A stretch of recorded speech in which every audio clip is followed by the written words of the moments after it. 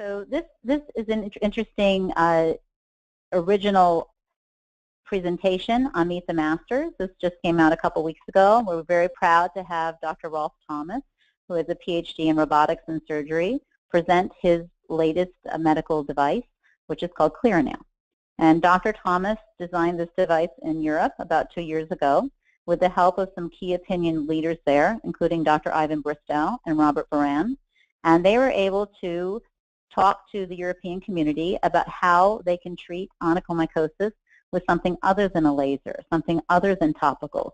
Their healthcare system is very unique and it's very cost conscious, and they felt this was an interesting way to deliver antifungals into the nail. And so if you're interested in hearing more of Dr. Thomas's background and perspective on Clearanail, please listen on podiatricsuccess.com. It's pre-recorded, and Dr. Robotsky had a little workup about this, this introduction. So there is a paper that we're very excited is coming out in the next 8 weeks. It's been accepted for publication by Dr. Bristow and Dr. Baran, who are basically experts in dermatology and foot and ankle and skin. And this is a peer-reviewed journal called JDD, Journal of Drugs and Dermatology. Lots of nice onychomycosis articles in this journal if you want to go online and look at some of their features.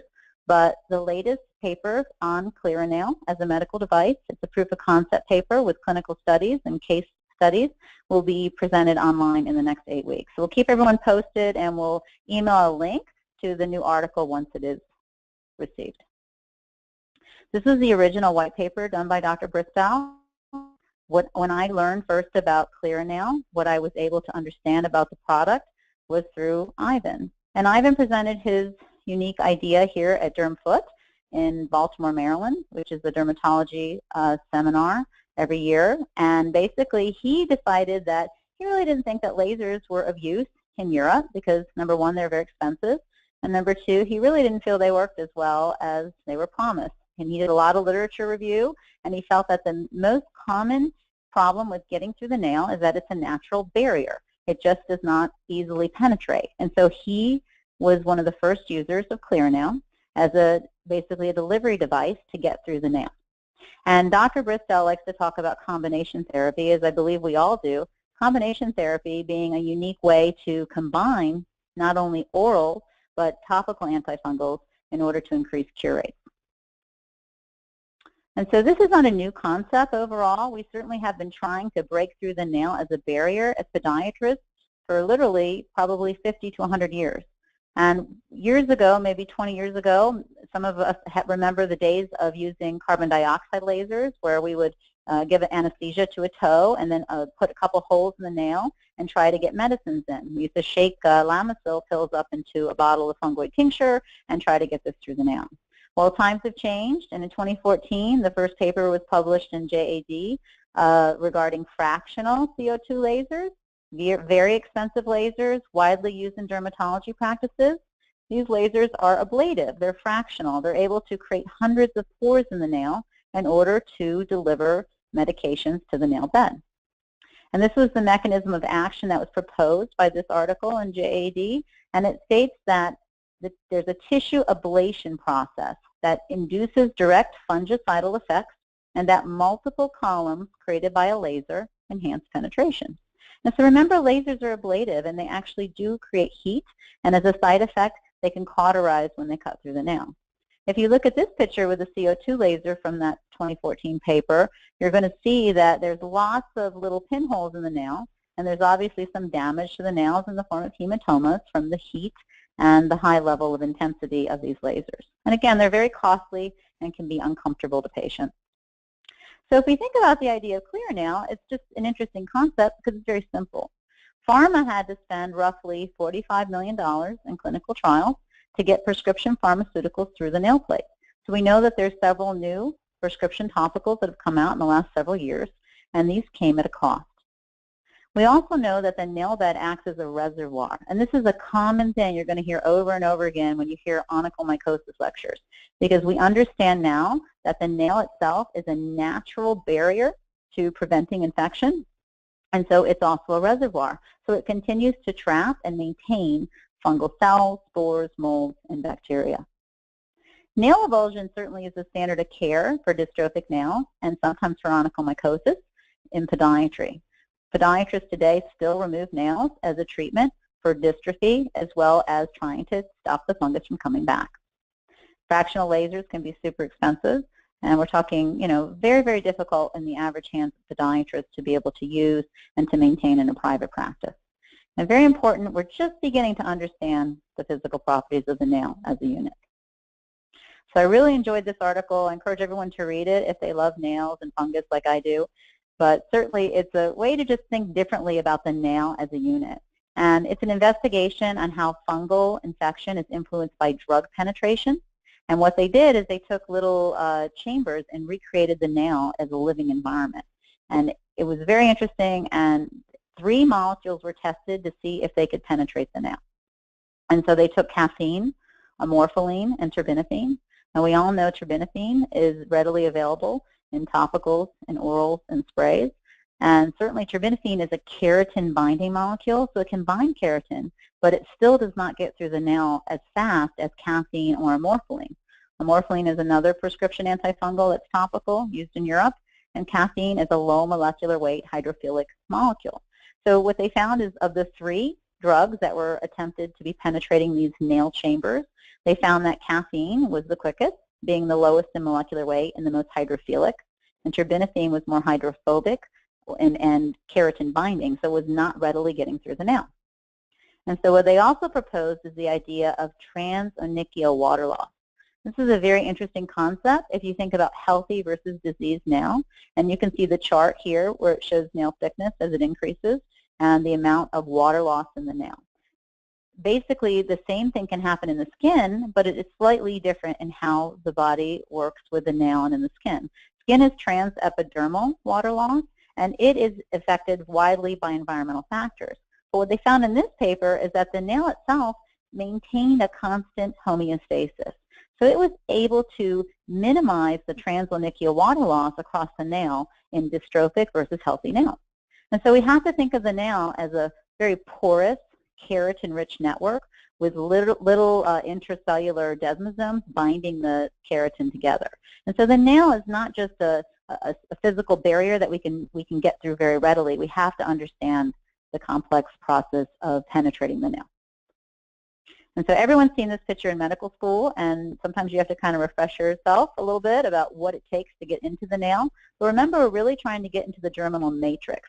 It's very difficult by painting topicals on the nail plate to get to this area of the nail where we know it's acting as a reservoir and continually reinfecting the nail.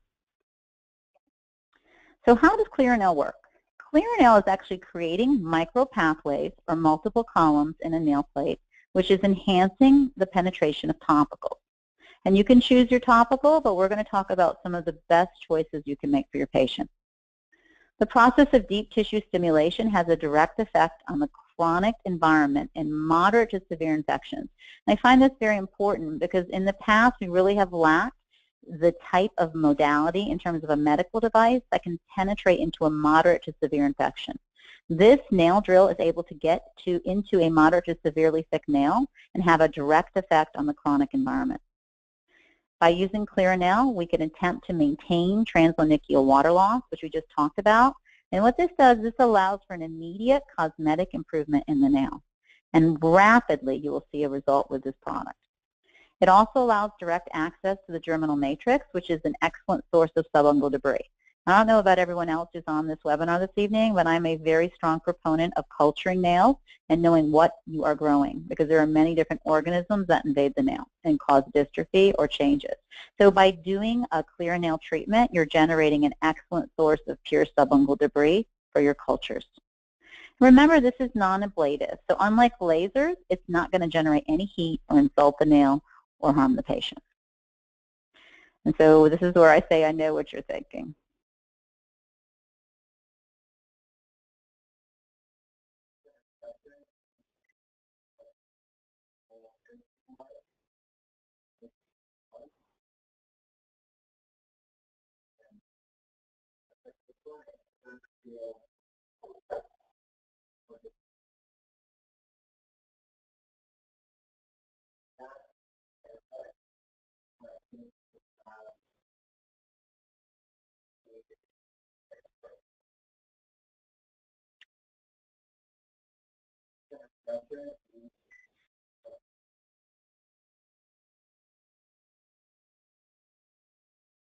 So this is pretty funny, and we all think about the humor of drilling through a toenail, but I've had many doctors come to me and say, I can do this. I can get a Dremel, I can put a little long spiky thing at the end, and I can get through the nail. And certainly everyone who feels they want to give that a try, I wouldn't encourage it, but it is a challenging process to get through that nail as a natural barrier. But if I were to stop right here and say step 1, this is really where we're at. Take a toenail. Step 2, let's put some holes in it. And step 3, let's use a topical antifungal of our choice. We could end the webinar now and say this is the simplest medical device you're ever going to use because it just makes sense to podiatrists. It's a new beginning for us, and it really is easy in the hands of anyone who understands how to hold a drill or a Dremel to penetrate the nail. Now, there certainly are scientific specifications of this product that went into the years of research that Dr. Thomas designed this specifically with safety in mind. So I encourage everyone to just remember that you need to find the best medical devices for your patient, but even more importantly is that they're safe. So this is a low voltage device. 240 volts go in and only 5 volts go out.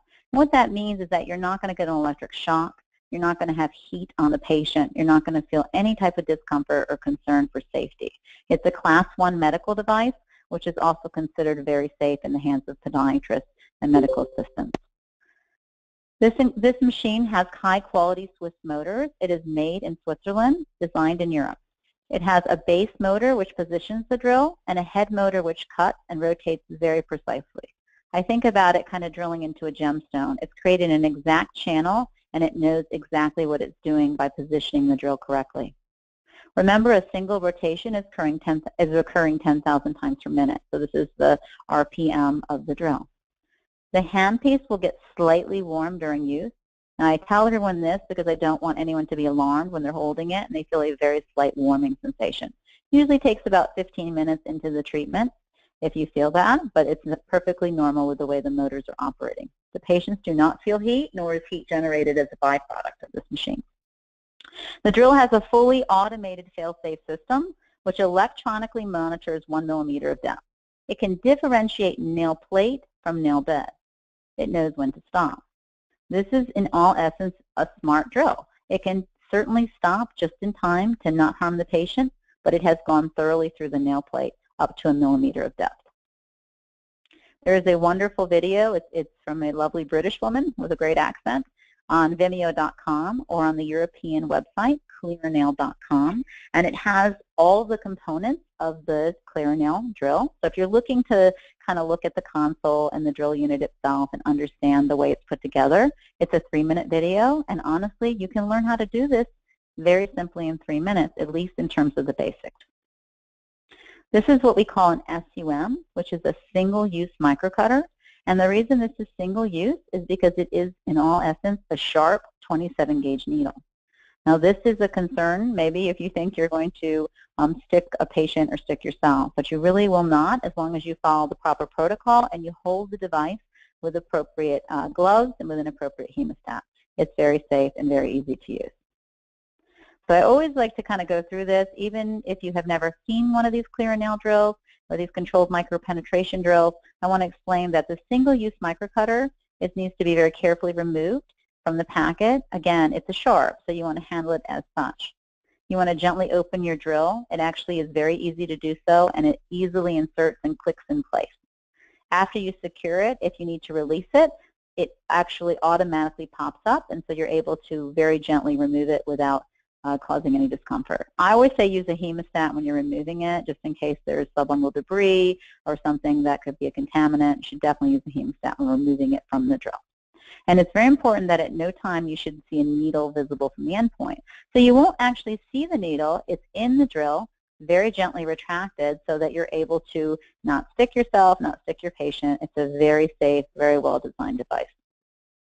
There's three reasons that that microcutter would retract. This kind of explains the technology behind the Clearanail. And the 3 reasons that it would retract or go back into the drill are if when you're holding the button, which is really all you have to do is stand there and hold the button, but if you release it, the drill can retract. So you're not able to penetrate the nail once it's released. Then you're going to reposition your drill and make the next hole. So if you release your button a little too early, it's going to retract. If it reaches a maximum travel of 1 millimeter, it's going to retract, and if it breaks through the nail. Now, many doctors have asked me, why 1 millimeter? And there's several reasons for that. You know, I know some nails are greater than 1 millimeter. Certainly we have ram's horn and gryphotic nails that are up to 3 millimeters thick. Certainly at that point, you may do a very gentle planing or dremeling, very, very gently, if you have to thin the nail slightly. But this drill does exactly what it says it's going to do by penetrating up to 1 millimeter, so you're not able to break through skin readily. This is a safety mechanism, and it is the normal excursion to get through a nail, especially if you look at the anatomy of the nail as it tends outward. You're able to penetrate very nicely towards the germinal matrix without penetrating skin. So just some basic techniques. Once you're trained, you'll be thoroughly shown how to do this, and we certainly have demonstrations in Skype so we can explain this in more detail. But the drill is like a pen. It's very lightweight, very easy to use. Small hands can hold it very, very nicely.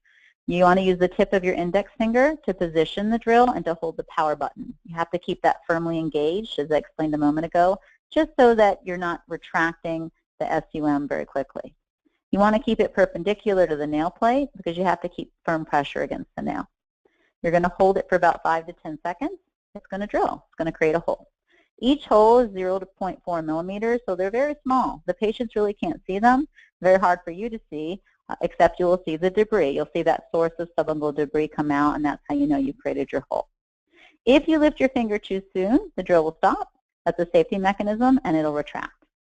And how do you do this? How do you create the holes? Well, you're going to create a firewall or matrix of holes across the nail of involvement. I'm just going to kind of show you here. This is a sample, and I really like this because it just looks like a planned pattern. But there is no exact rhyme or reason to this other than you make as many holes as makes sense to you based on the severity of the disease state.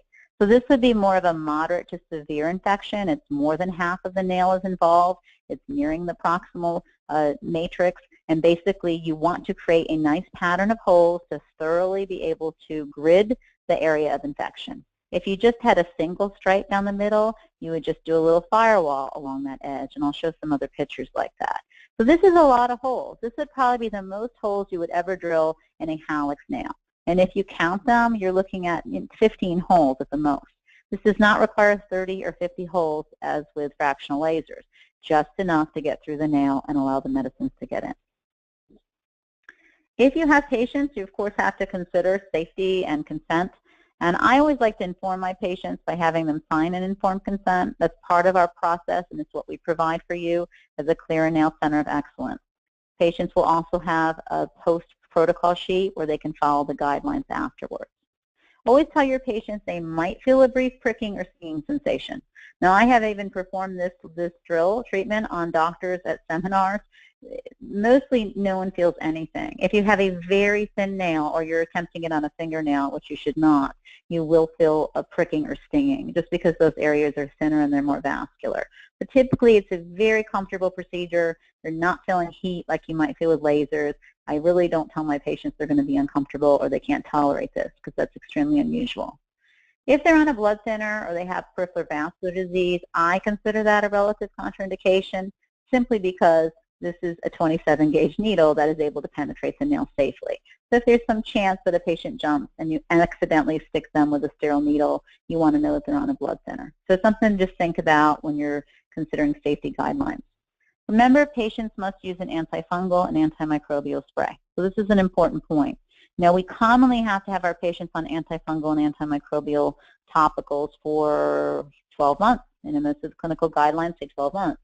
With this treatment, you're able to possibly get them improved in a quicker length of time. So 4 to 6 months might be reasonable, and then always going on a maintenance dose after that. So I think you're going to see a quicker return to the normal nail environment and maybe shorten the length of antifungal treatments. Explain your protocol for preventing reinfection. If you have a patient who has any type of infection in their nail, whether it be bacteria or mold or a fungal infection, you have to explain to them what they need to do to prevent reinfection. We know that many patients are carriers. Genetically, they carry fungus as a predisposition, and they also have environmental concerns. So proper skin treatment, recognizing tinea, and proper nail care are very important for success. This is just an example of my consent. Certainly you're welcome to this version of it if you become a user of Clearanail.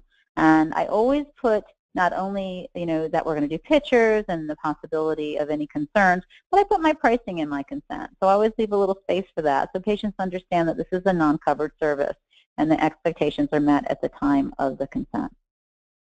So post-treatment considerations, you certainly have to explain to the patient that the drill itself is not the treatment for the problem you have with your nail, but the topical medicine is the treatment. So if they don't use their topical medicine each and every day as prescribed or as directed, they won't see the results that you're expecting. So I usually tell them to spray a topical antifungal on their skin and nail twice a day for at least the first 8 weeks, and then they continue on a maintenance dose. So you can have the patient use a daily regimen. You can continue with the prescription medicines you're using in your office, but they've got to be on a regular routine treatment environment. Remember that antimicrobial shoe sprays are extremely important, or UV sterilizers, because the shoe is also a reservoir for infection. Proper foot hygiene, we know this, showering and cleansing, treating the family, treating the patient.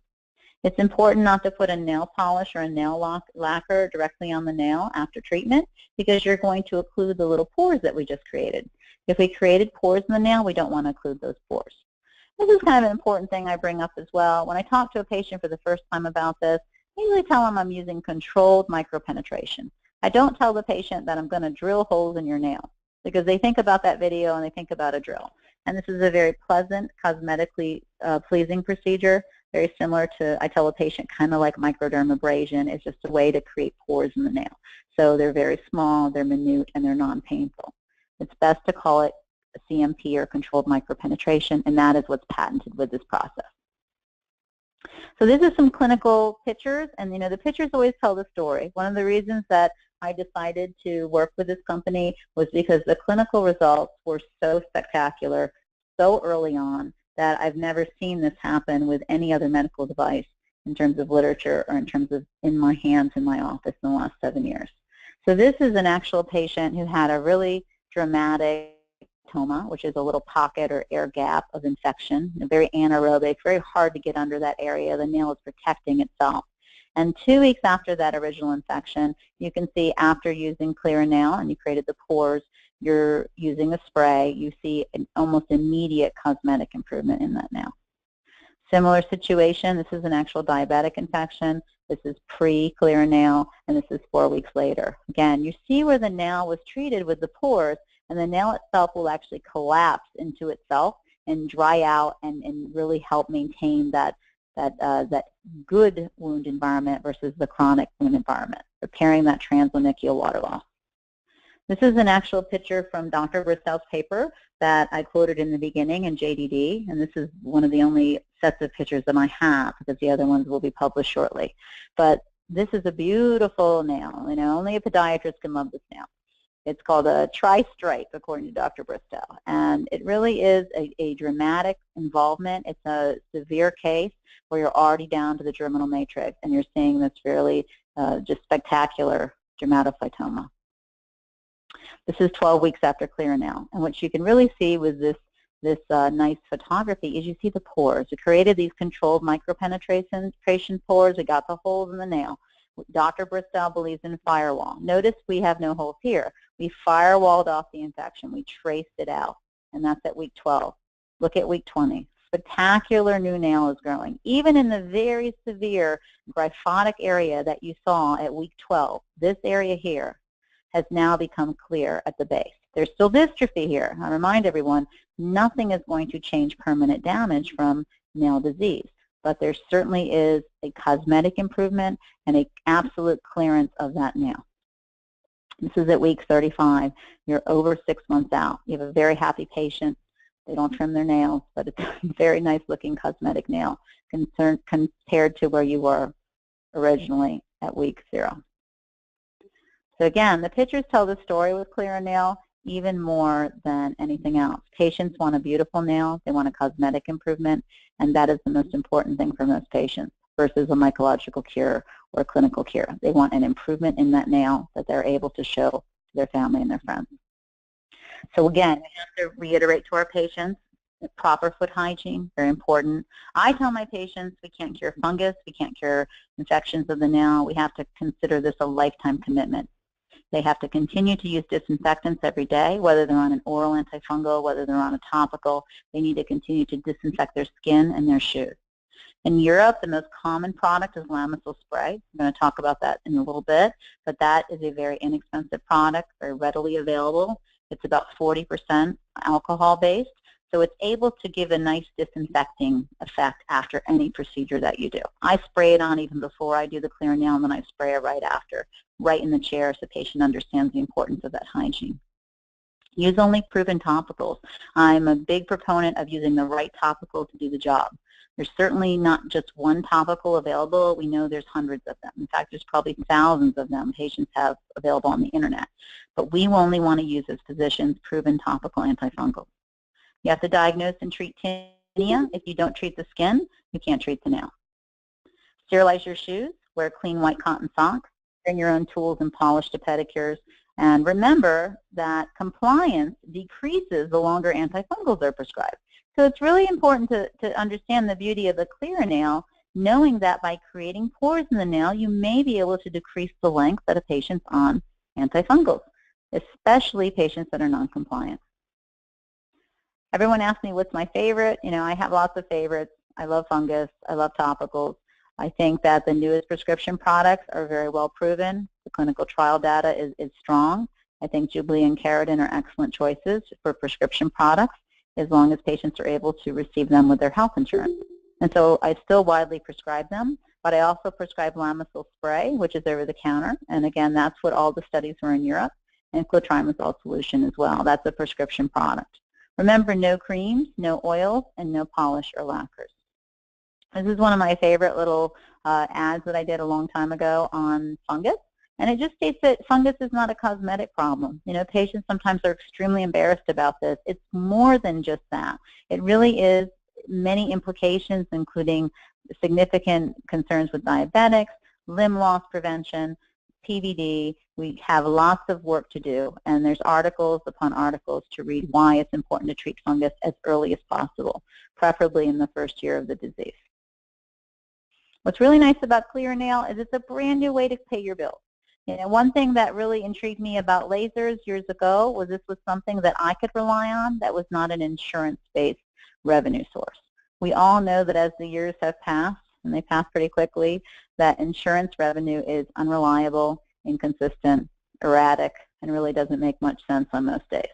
We know that routine foot care is not covered, nail trimming is not covered. Even treating onychomycosis is considered cosmetic in the eyes of the insurance industry, which I know as podiatrists, as physicians, we don't agree with that. But you have to remember, in order to maintain your practice, in order to keep your lights on, you have to pay your bills. And so I just remind everyone that this is a significant income earner. One price fitting all may not fit everyone. You know, I can't tell you what your charge for treatment is or per toe. I can tell you in Europe, the average treatment is between $600 and $800 for Clearanail, knowing this is a one-time treatment. That's right, it's a one-time treatment because the nail holes, the controlled micropenetration, is permanent until new nail grows in. So you, in theory, should not need to repeat the treatment. So that's a nice thing to explain to a patient to justify a cost pattern. Predetermine your follow-up treatment costs. If you're going to do a follow-up appointment, you may want to have a package. That is completely up to you. I've always done a package when I've had patients as follow-ups. Remember, your pricing is valid for a period of time. Put it in your contract. Need a signed contract. We showed the consent I used. It's certainly important to have that agreement between you and your patient. But again, it's not between you and the insurance, which is really nice. And I always tell my staff to quote on the phone, this is an aesthetic service. It's not covered by your health insurance. And that just kind of sets expectations before they come in. We have an excellent marketing department, and that is Sarah Braymeyer. She's our executive marketing director. She has anything and everything you need to help promote a center of excellence with Clearanail in your practice.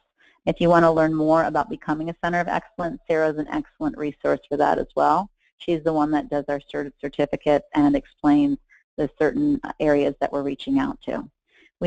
This is part of our promotional package that everyone gets when they purchase a Clearanail unit, and it's patient information, it's practice posters, it's information for your website, It's local media reach out, which I think is crucial if you're new. If this is something new in your area, which since this just became part of the United States in the last 6 to 8 weeks, this is new in every area. And you have a very unique opportunity to brand yourself as the first in your region, your city, even your state, to be developing a new medical procedure and treating your patients.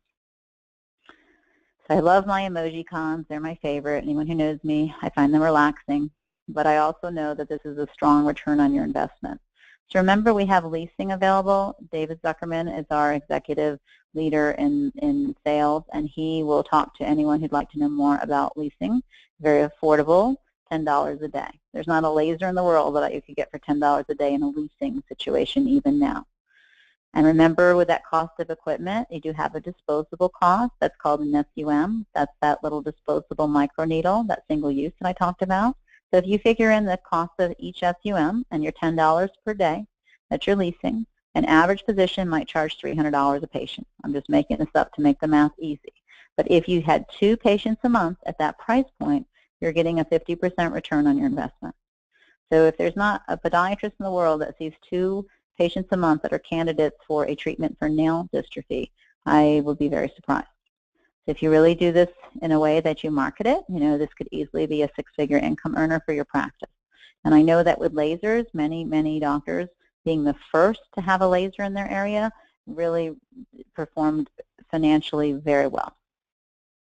Just my tips for success, and if you do go through the process of purchasing, you're going to have another hour with me going through all the technical considerations and the training, and there is more to this than just this page, but this is just something to kind of keep in mind, kind of just an idea of how you should consider each patient as a candidate, and just a reminder of how to properly use the Clearanail drill. Again, there's 3 steps. It's so easy. I think that everyone should be able to understand this drill very quickly, but I always like to remind everyone that this is an important way to just be sure that you're giving the absolute best care each and every time for your patient. Remember, you have to put it on a solid nail. If it's crumbly, it's too thin. Remember, it's going 1 millimeter. So if it's less than a millimeter, it might be too thin, might be uncomfortable. Avoid over-drilling. So if you drill holes too closely or you double drill a hole, that could be uncomfortable for a patient. I always say, if when in doubt, just skip and move to the next hole. You're going to put 10 holes in the nail. If it's a hallux, maybe 15. You don't have to do a significant number of holes. You just have to firewall and put those holes in the area of most concern. Many patients with moderate to severe thickness feel absolutely nothing. None of my patients today in the last few months have felt any pain or discomfort. But a very mild case, a very thin nail, they might feel a slight pricking.